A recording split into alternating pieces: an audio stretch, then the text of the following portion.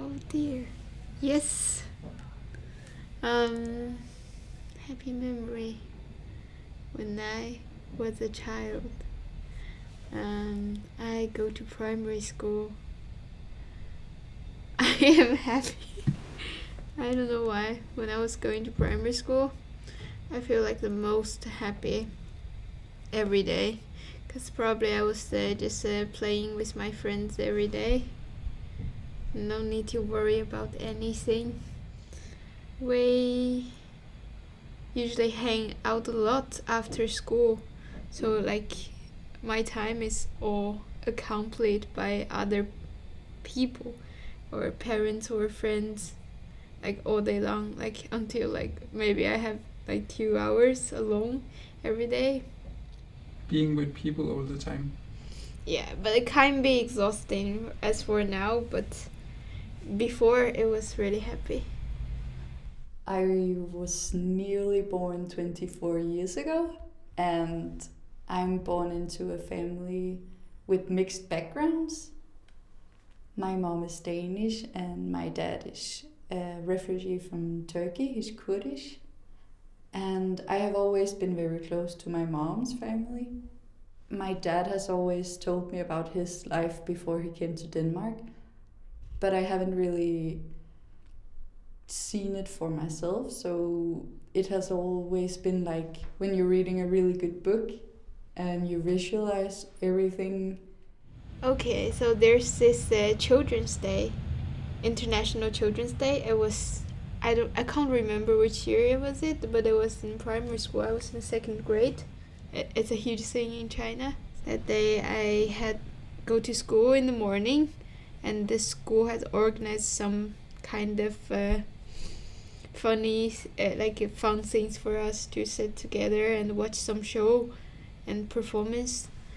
And the afternoon we got to go back home, and my friend's father picked us up. We went to swim in the river, actual river, and we tried to catch this fish that's swimming in the river. My city is like in the tip of like two river comes together. So we went to that point with very beautiful scenery and the huge city in the background, and we just swim there. There was no one there. I think it's 15 years ago, I think. That's just the point when the city started to grow. Now we have like 30 million people, but back then I don't think we have that much, and it wasn't so developed.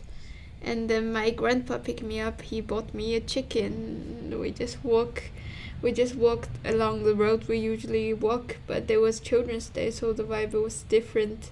4 years ago, I went to Turkey with my dad, and before we got there, my grandfather passed away, but my grandmother was still alive. He was really moved because he didn't see his dad before he passed away, but I got to travel with him to Kurdistan, and seeing my dad with my grandmother and seeing how small he suddenly was, it was a really special experience. And I felt very small, and my dad suddenly seemed very small, and everything was just put into perspective, I think.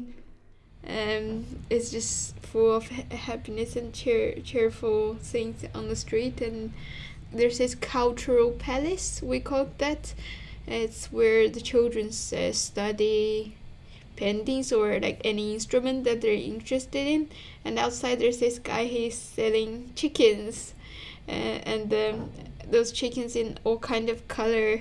Now I think it's horrible that they're in so many color, but back then I was just thinking it was so nice, so cute. And that day, I don't remember how, but I just go in and check, and this happy chicken just jumped into my hand. But he wasn't colored, it was just this light yellow. And so my grandpa, he bought it for me. But seeing my dad being a son to his mom was really, really special and really moving. Yeah, it's a really happy memory. but it can also make you really, yeah. I just feel like 5 years old, and it's a really nice feeling, but it's also really weird when you're almost 24. I wasn't really planning on crying and talking about a happy memory. But my dad, he turned 65 this month, and becoming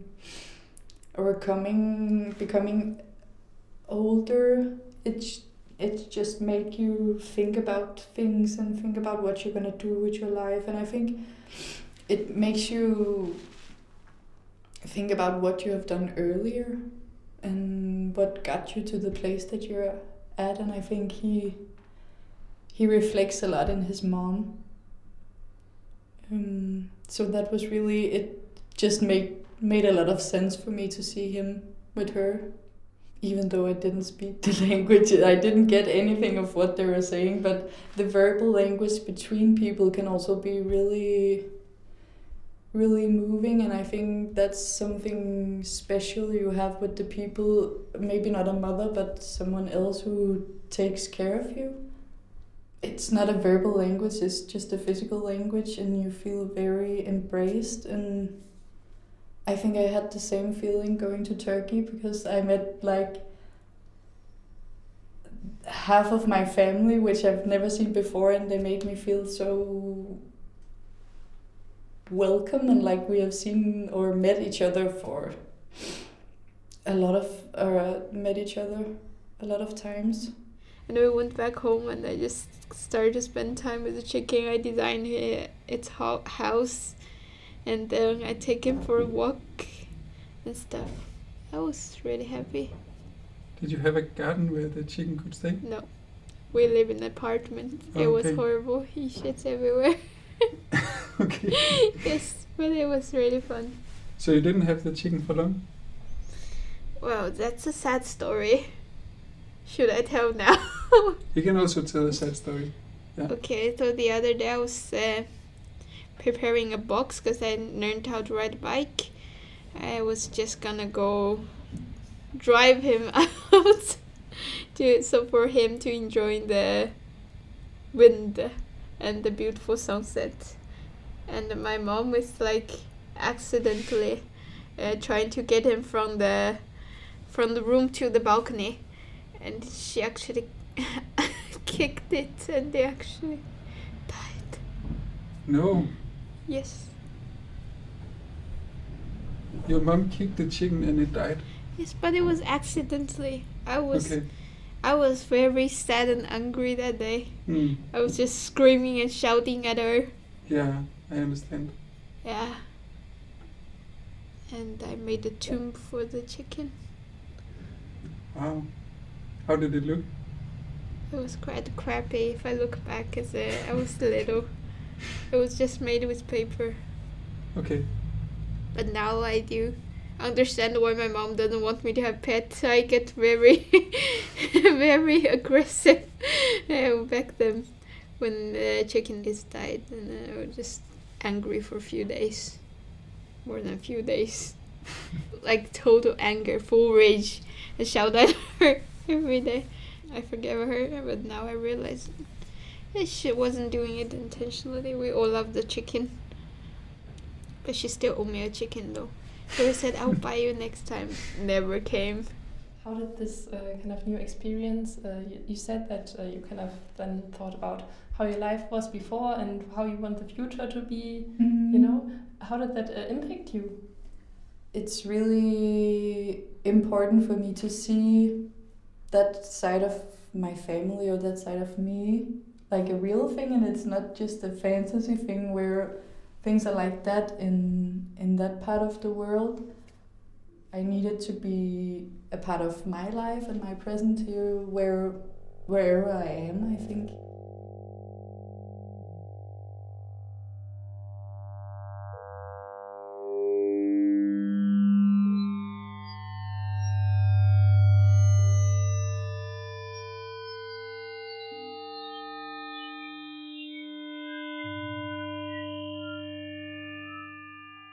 So you said also that it was almost like a fantasy imagination about you, you know, your family and Turkey. Yeah. So how did your view of it change? It felt weird because I felt like I was seen as a totally different person than I am normally, because I didn't interact the way I used to, because there was a language problem for me.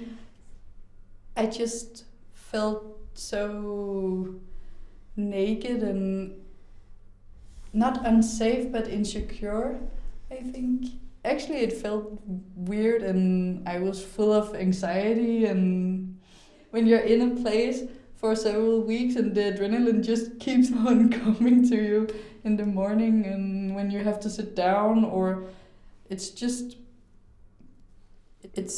also a culture that I'm not used to, so you become very aware of what you do with your body or how you approach people, I think.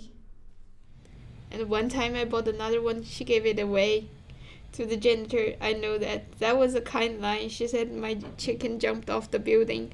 I'm pretty sure my chicken is smart enough not to do that. Yeah. Yes.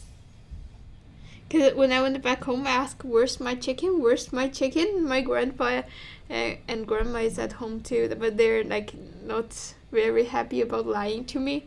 So they were like, the chicken jumped off the building, but it doesn't. I know it doesn't.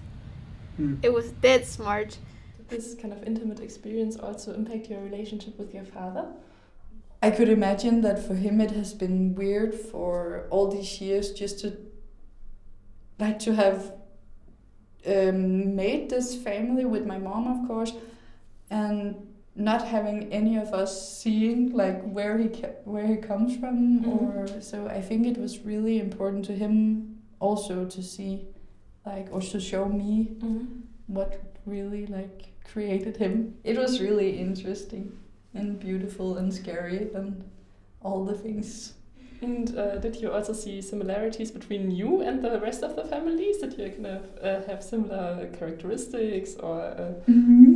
I have always been very like, not very, but I have been insecure about how I look, because I grew up in a city in northern Denmark where people looked a lot like the same, and I look a lot like my father. So it was, when I came to Turkey, then my grandmother, she took my hand, because my mom, she used to be a hand model, so she has these she has these long, beautiful hands, and I have my father's hands. My grandmother, she took my hands and she took it up against mine, and then I saw that her fingers are like really non-straight fingers, look exactly the same as mine. So I think that was really that was really a funny moment. It was amazing seeing why I looked this way or why I looked that way, and just feeling more wholesome, I think. That was really nice.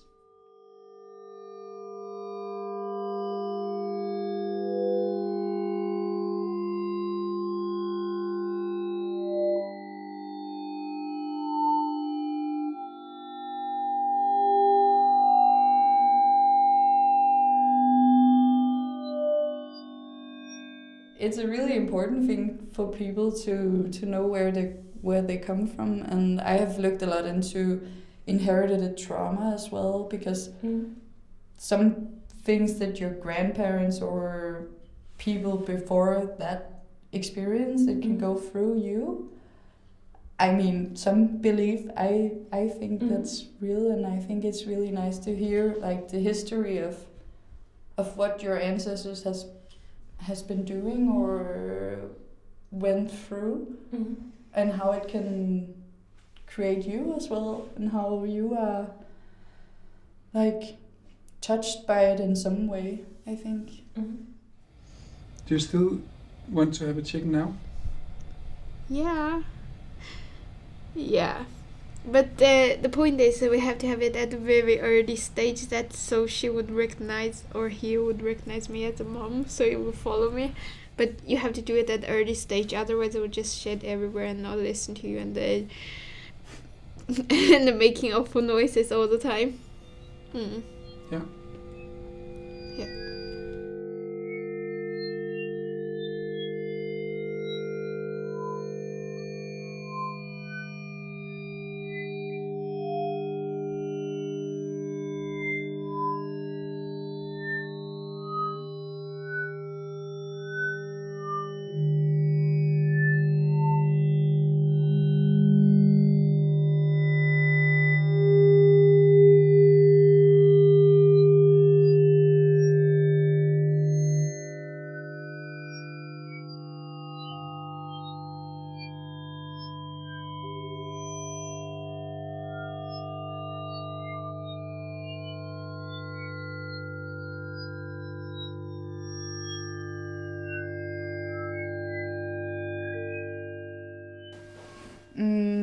My grandmother, she used to sit like this with her legs up. Mm-hmm. Okay, I can Like do this, that. and then she just like she says words, but I don't understand the words. So for me, it's a bit like mumbling. Mm-hmm. Maybe if we go in for like an awkward hug kiss, because there is like normally in Denmark we just hug like once, and in Turkey they kiss on the cheeks several times. So that's a bit of a confusion.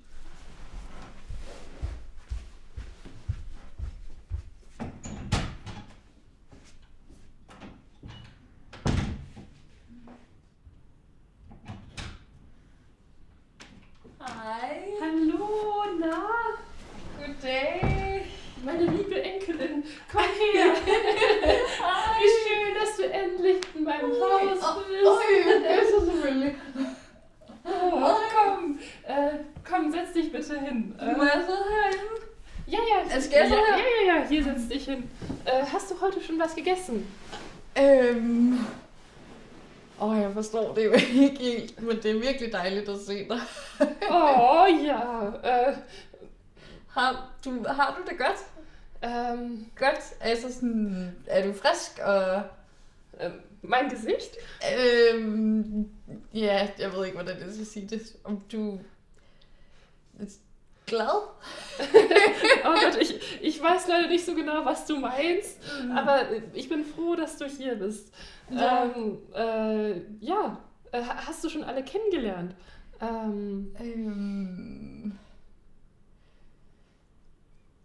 Jeg forstår det ikke helt. Men du ligner min far. Du ligner min David. Min David! Ja. Du ligner ham i ansigtet. Sieht das gleich aus wie bei David? Sådan øjenbrynene og håret og... Oh ja, er ist ja mein Sohn. Ja, aber du siehst auch aus wie David und auch ein bisschen wie ich, so vom Gesicht her und deine Nase vielleicht und ich glaube auch sogar deine Hände. Ja. Hænderne? Ja, deine Hände sind wunderschön. Ich glaube, die sind ein bisschen ähnlich. Ja, de ligner hinanden. Ja. Det er rigtigt. Ej, hvor sjovt. Nein. Det er virkelig dejligt. Ja. Det er sjovt. Min far, David, har også de hænder. David hat auch die Hände? Ja, han har min stimmt. Far. Okay. Ja. Oh. Det er virkelig dejligt at være her. Ja, ich bin froh, dass du endlich bei uns bist. Jeg må lære noget. Jeg må tage noget sprogkursus, så jeg forstår, hvad det er, du siger. Jeg håber, min far kan komme og oversætte, så jeg kan forstå, hvad det er. Ja, ich verstehe leider nicht. Das tut mir leid. Oh. Nej. Aber schön, dass du da bist. Ja.